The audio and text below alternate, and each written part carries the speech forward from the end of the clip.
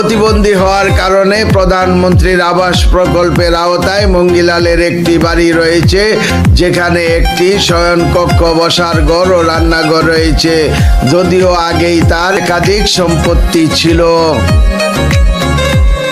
উদ্ধার অভিযান পরিচালনা করছেন নারী ও শিশু উন্নয়ন বিভাগের কর্মকর্তা দীনেশ মিশ্র।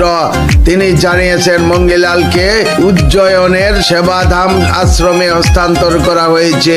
তার ব্যাংক হিসাব ও সম্পত্তি হস্তান্তরের আওতায় রয়েছে।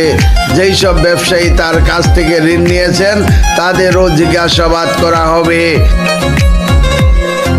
দীনেশ মিশ্র বলেন, মঙ্গিলাল 2021 সাল থেকে ভিক্ষা করছেন। বর্তমানে তাকে একটি আশ্রয় কেন্দ্রে রাখা হয়েছে। তার সম্পর্কে আরো তথ্য সংগ্রহ করা হচ্ছে। সব তথ্য প্রতিবেদন আকারে প্রস্তুত করে কালেক্টরের কাছে উপস্থাপন করা হবে।